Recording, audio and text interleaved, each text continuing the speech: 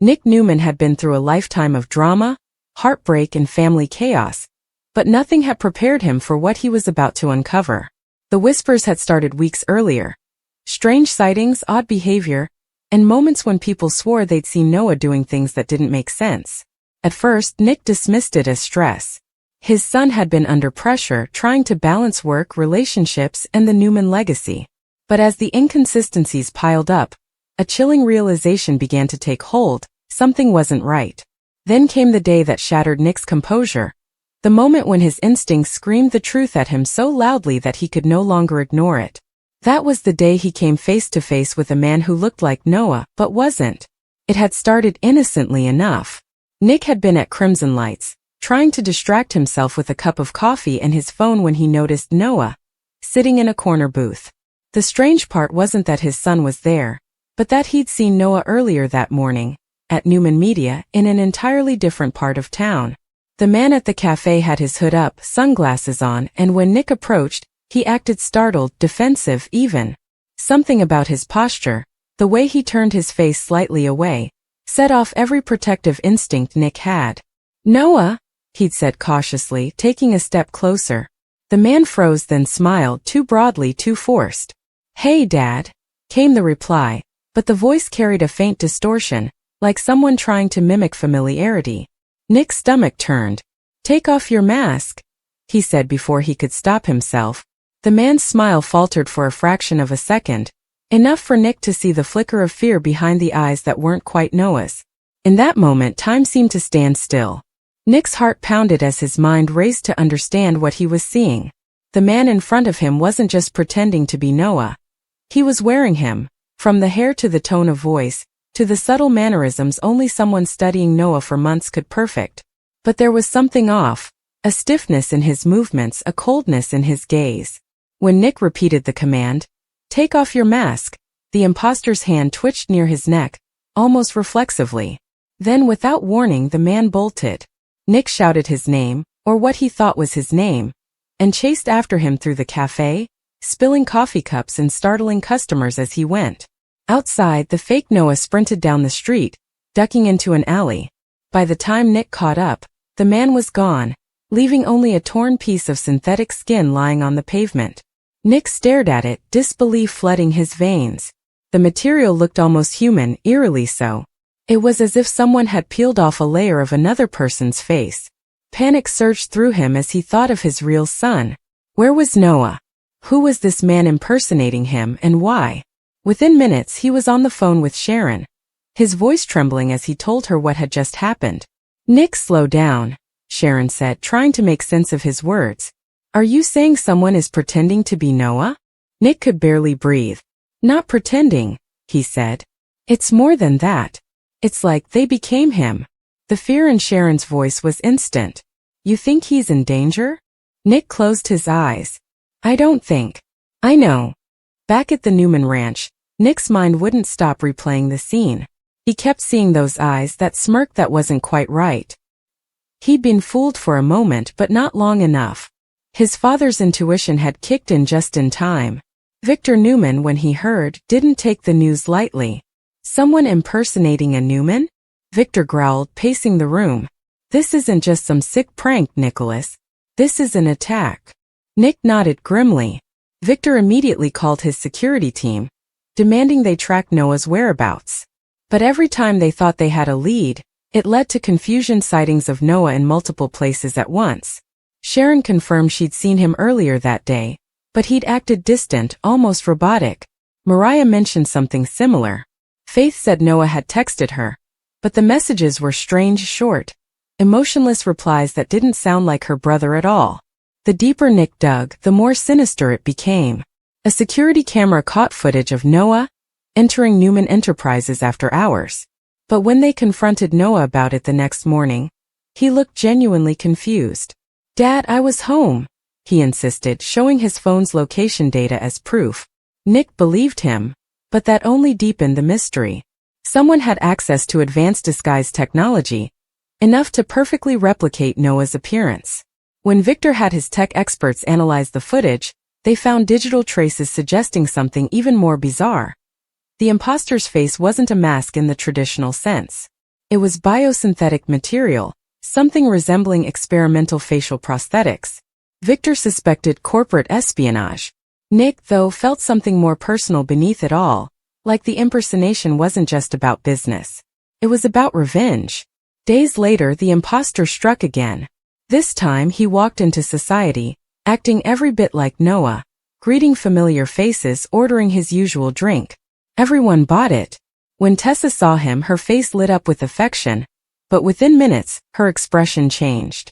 Something in his eyes unsettled her. "You okay?" she asked softly. "You seem different." The imposter smiled, leaning in too close. "Just tired," he whispered, but the tone sent a chill down her spine. When she mentioned Mariah's name, his reaction was delayed, calculated. That was enough. She stepped back, her instincts kicking in. Later, she called Nick and told him about the encounter. That's when Nick made the decision that would change everything. "If he shows up again," he told her, "don't confront him. Call me immediately." The following night, Nick set a trap. With Victor's help, he arranged for hidden cameras at Crimson Lights in society, places Noah frequented. Hours passed with no sign. Just as Nick started to think they'd missed him, the alert came in. The imposter had entered the bar area. Nick raced there in minutes, his heart hammering. This time there would be no escape. He entered quietly, watching from the shadows as the fake Noah chatted casually with the bartender. Everything about him screamed perfection. The voice, the expressions, the clothes. But when he turned his head, Nick saw the faint seam along the jawline, almost invisible but there. His blood ran cold. He approached slowly, every muscle tense. "Noah," he said, loud enough for the man to turn. Their eyes met. "Dad," the imposter said with a smile. Nick stepped closer. "Take off your mask." The bar went silent. The imposter's smile froze. His jaw clenched. "I don't know what you're talking about," he said evenly, but Nick wasn't fooled. He reached out suddenly, grabbing the man's wrist. The reaction was instant. The imposter yanked back, stumbling, and as he did, the edge of the mask peeled slightly. Gasps echoed around the room. "What the hell?" someone whispered. Nick didn't hesitate this time. "I said, take it off," he shouted, his voice shaking with fury and fear. The imposter backed away, cornered. Then, in a single horrifying motion, he ripped the synthetic mask from his face. The entire bar froze in collective shock. Underneath was a stranger. A scarred, unfamiliar face, eyes dark with malice. Nick stumbled back, unable to comprehend what he was seeing. "Who are you?" he demanded. The man smirked. "Let's just say," he replied coldly, "someone who lost everything because of your family." Before Nick could react, the imposter darted for the exit. Victor's men were waiting outside, but the man was fast, too fast. He managed to slip through a side door, disappearing into the night once more. All that remained behind was the discarded mask, Noah's face staring blankly up from the floor. Nick picked it up with trembling hands, feeling sick.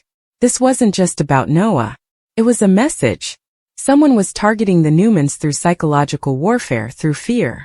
Later, when Victor analyzed the mask, he discovered traces of high-tech polymers linked to a secretive biotech company, operating out of Genoa City's industrial sector. They specialized in experimental identity replication technologies, supposedly for government use. But someone had taken that science and twisted it into something monstrous. Noah, meanwhile, was shaken to his core. The idea that someone had been walking around as him, talking to people he loved, living pieces of his life, terrified him. "Dad, what if they hurt someone?" he asked quietly one night. Nick placed a hand on his shoulder. "They already have," he said. "They hurt you." But deep down, Nick couldn't shake a darker fear. What if this wasn't over? What if there were others? The thought haunted him, especially after new reports surfaced, sightings of Noah in other places at the same time. Victor refused to let it go, digging deeper, threatening to crush anyone involved. Sharon tried to hold the family together as panic grew, but Nick was spiraling. He couldn't stop thinking about that moment in the cafe. The fake smile, the voice that wasn't quite right. He'd seen evil before, but this felt different. It felt personal, invasive, like someone had reached inside their lives and stolen their identities piece by piece. Weeks passed, and the tension only grew. The imposter remained at large, but his presence was felt everywhere. Tessa received anonymous messages claiming Noah wasn't who he said he was. Mariah found strange packages left at her door. Photos of her and Tessa, taken from afar with captions like, "Do you know who you're really with?" Sharon started having nightmares about masks, about people peeling away faces only to reveal others underneath. And through it all, Nick became increasingly paranoid, jumping at every shadow, questioning everyone's motives. Victor warned him not to let fear consume him, but Nick couldn't help it. Every time he saw Noah, he found himself looking a little too closely, searching for some sign that it was really his son. It broke him inside, the not knowing, the constant doubt. Then one night, the imposter made his final move. Nick returned home to find a note slipped under his door. In neat, taunting handwriting it read, "One more mask to remove." The house was quiet, too quiet. He called out for Noah, no answer. Panic surged again as he ran room to room, until he found himself face to face with two identical Noahs. Both stood still, eyes locked on him, both claiming to be the real one. "Dad, it's me," one said. "No, he's lying," shouted the other. Nick froze, heart pounding, his mind spinning. This was the nightmare made real. He looked from one to the other, searching for some clue, some hint. Then he remembered something. A small scar on Noah's right hand, from a childhood bike accident. He glanced down. One of them had it. The other didn't. Without a word, Nick stepped forward and said, "Take off your mask." When the second man didn't move, Nick lunged, ripping away the false skin once more. The imposter screamed as the synthetic flesh tore, revealing the same scarred face beneath.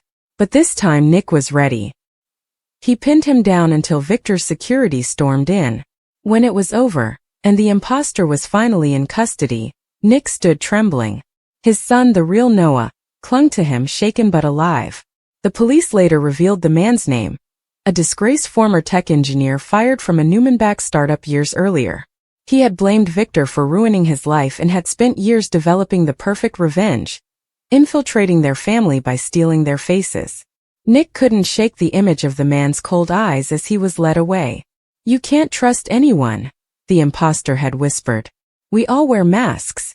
In the quiet aftermath, Nick sat alone in the dim light of his living room, staring at his reflection. For the first time, he truly understood the meaning of those words.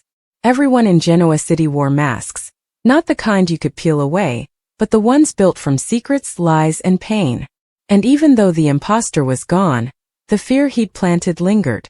Nick had faced him, unmasked him, but deep down he knew the scars would remain. Because sometimes the most terrifying mask of all isn't the one someone else wears. It's the one you wear to hide from yourself. And as dawn broke over Genoa City, Nick looked out the window and whispered to his reflection, "Take off your mask."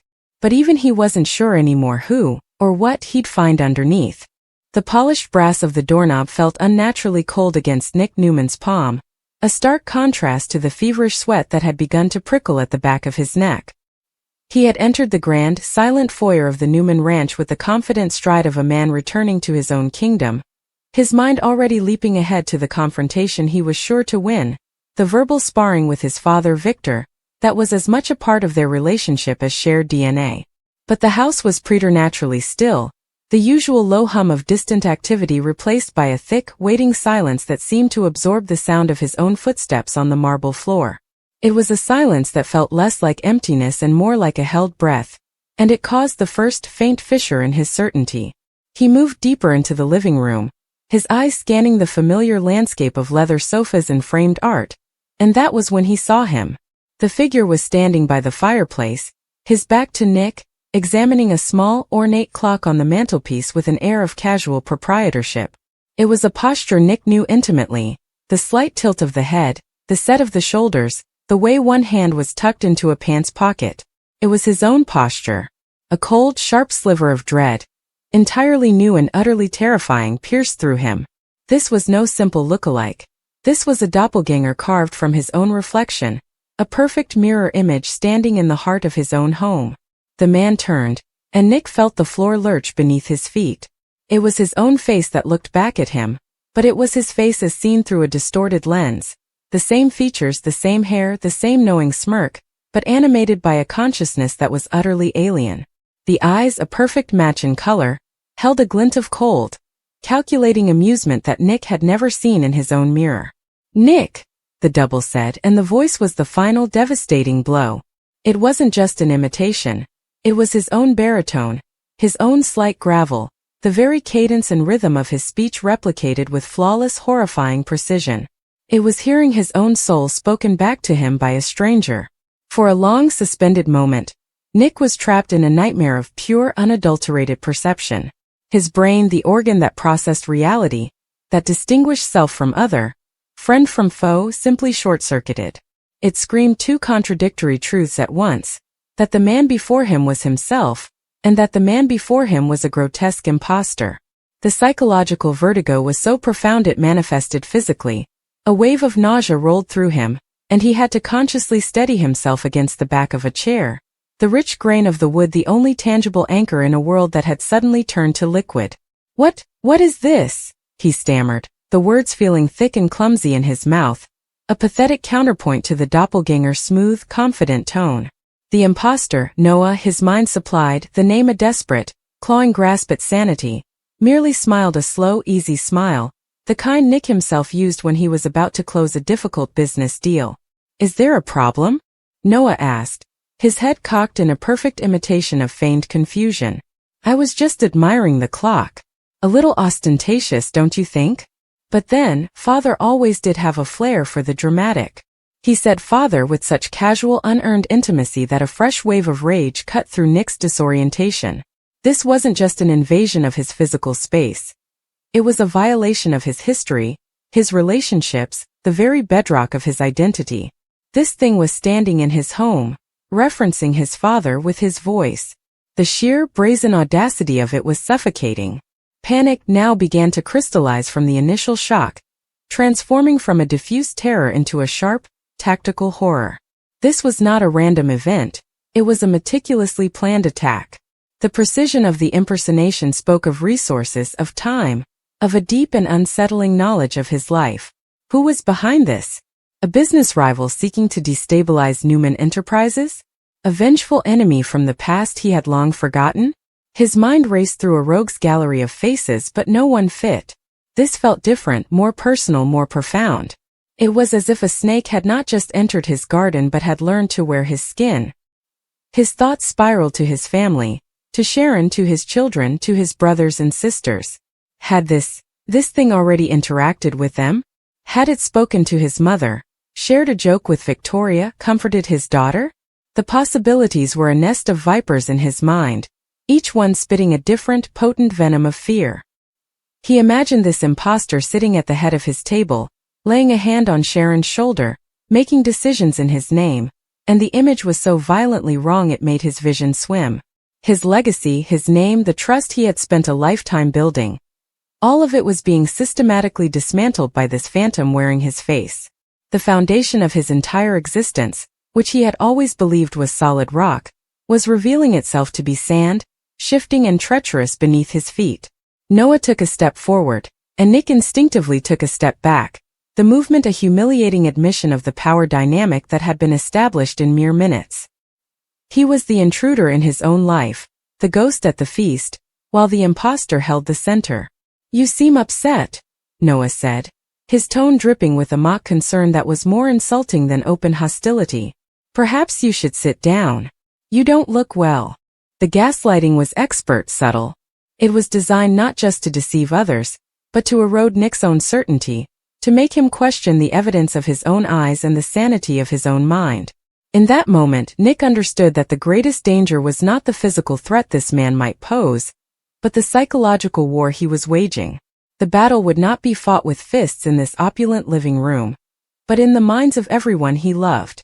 The victory condition for this imposter was not to kill Nick Newman, but to replace him, to convince the world that he was the more authentic article. The real Nick would be the one they looked at with suspicion, the one whose stories didn't quite align, the one whose emotional responses seemed just a little too raw, a little too unhinged. He would be the copy, the flawed imitation, screaming his truth into a void of polite, concerned disbelief. A surge of primal, animalistic fury broke through the paralyzing fear. The urge to lunge forward, to smash that familiar yet alien face with his fists, To feel the satisfying crunch of bone under his knuckles and wipe that smug smile away with pain was almost overwhelming. His hands clenched into white-knuckled fists at his sides, his muscles coiling like springs. He could do it.